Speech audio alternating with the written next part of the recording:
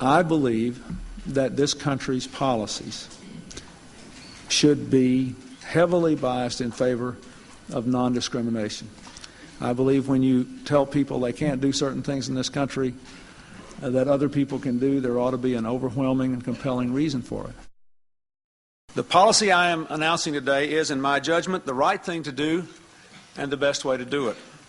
It is right because it provides greater protection to those who happen to be homosexual and want to serve their country honorably in uniform, obeying all the military's rules against sexual misconduct. It is the best way to proceed because it provides a sensible balance between the rights of the individual and the needs of our military to remain the world's #1 fighting force. The President consulted with his Joint Chiefs of Staff and indicated to us, as the President of all Americans and as the Commander-in-Chief of the Armed Forces, that he wanted to modify this policy. And he asked us to go study it. He didn't change it on the spot. He asked us to go study it with a goal toward showing a little more flexibility with respect to that policy.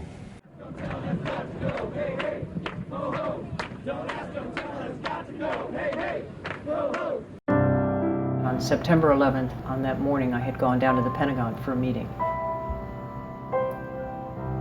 The meeting adjourned at 9:30, and I was at the bus stop when the plane hit the Pentagon. As it turned out, the space I was in 7 minutes earlier was completely destroyed, and 7 of my co-workers were killed. I realized that if I had been killed, my partner would have quite literally been the last to know, because I was unable to put her name in any of my emergency contact information.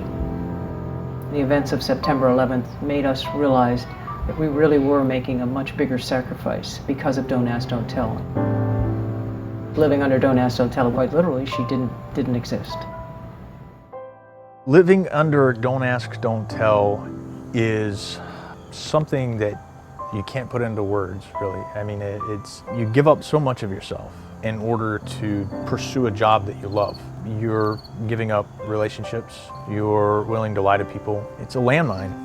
It's a field full of landmines. For example, when the Admiral would call me to his office, this little voice in the back would always say, gee, I hope that somehow I haven't been outed and that he's calling me in to tell me that my career is over. The wording of it is really misleading because it makes people think that under the policy you can be gay, lesbian, or bisexual and serve, but just not talk about it. But it's a lot more than that. Don't Ask, Don't Tell also meant I would lead a very empty life by myself to be able to follow the law. You basically end up living 2 lives, which is awful. My last assignment was as the commanding general of the 94th Regional Readiness Command. And the principal function of the 94th was to prepare soldiers to deploy to Iraq and Afghanistan. In my professional judgment as an old, straight, bald guy who spent 35 years in the military, Don't Ask, Don't Tell actually takes away from military readiness. You have critical, very, very difficult to fill military occupation specialties where we discharged fully qualified, fully trained combat veterans who are exactly what the military wanted, simply because we had a Don't Ask, Don't Tell law on the books, which most of the military thought didn't make sense. I was the top recruiter in the Army. Throughout the years I had been in the military, I had been promoted 7 times. Actually, as I was being discharged from the Army for Don't Ask, Don't Tell, my commander was very forthright in his view that I should still be promoted ahead of my peers and that I would be an asset to the Army even though I was gay. As I progressed in my career, I moved relatively quickly. I kind of had to weigh whether or not living up to the Navy's core values of honor, courage, and commitment, and living under Don't Ask, Don't Tell were compatible. I wrote a letter to my commanding officer letting him know what the situation was and was discharged. The notion that we're all created equal, that no matter who you are or what you look like, if you abide by the law, you should be protected by it. If you adhere to our common values, you should be treated no different than anyone else. We must continually renew this promise. This year, I will work with Congress and our military to finally repeal the law that denies gay Americans the right to serve the country they love because of who they are. It's the right thing to do. The mandate of this working group is to thoroughly, objectively, and methodically examine all aspects of this question and produce its finding and recommendations in the form of an implementation plan by the end of this calendar year. I continue to urge my colleagues to reject this effort to short-circuit the process endorsed by Department of Defense leaders, not by the service chiefs, a process that was supposed to inform us with one that merely ratifies a politically driven decision. It would be a mistake to ignore the views of our troops and the military advice of the service chiefs, and for the Senate to act prematurely to repeal the current Don't Ask, Don't Tell law for the sake of fulfilling a political promise. Basically, it's ordering the military to suspend or discontinue any investigation, any discharge that was started under the Don't Ask, Don't Tell policy. The Pentagon is right now compiling the results of a massive survey that they did of hundreds of thousands of troops, trying to gauge their opinions on it. And that's really what the Obama administration, Pentagon, are waiting for, December 1st, when they get those results back. But in summary, a strong majority of those who answered the survey, more than 2/3, do not object to gays and lesbians serving openly in uniform.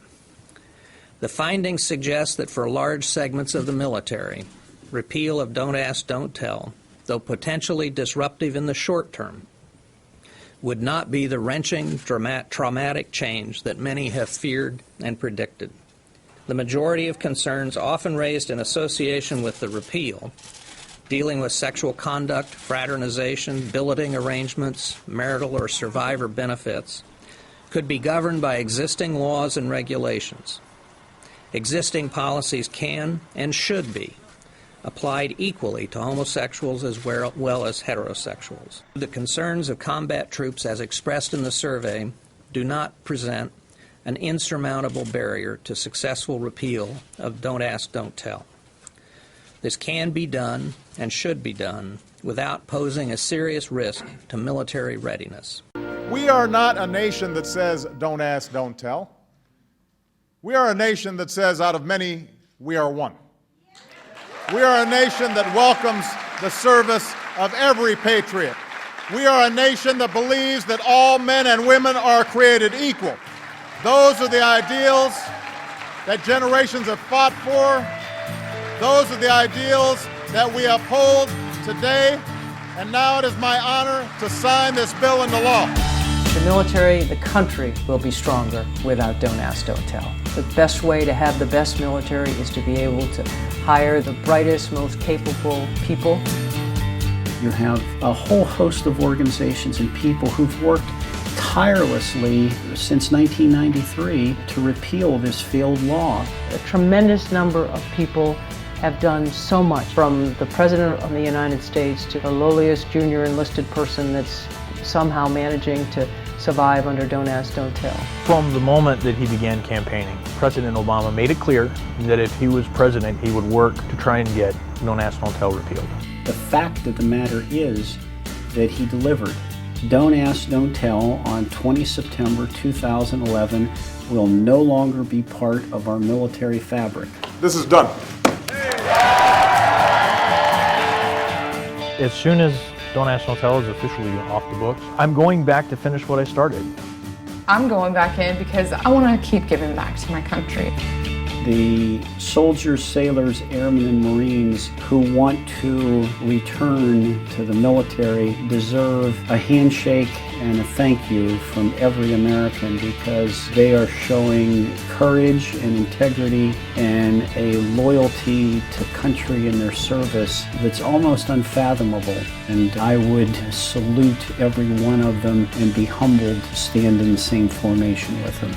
I think that the repeal of Don't Ask, Don't Tell says that our country is truly a country where freedom is respected. It speaks well of America when we react based on fact and justice and fairness and equality to the benefit of the country as a whole. We have an American flag out front. It has been flying and will continue to fly, but on the 20th of September, it's going to fly just a little bit higher.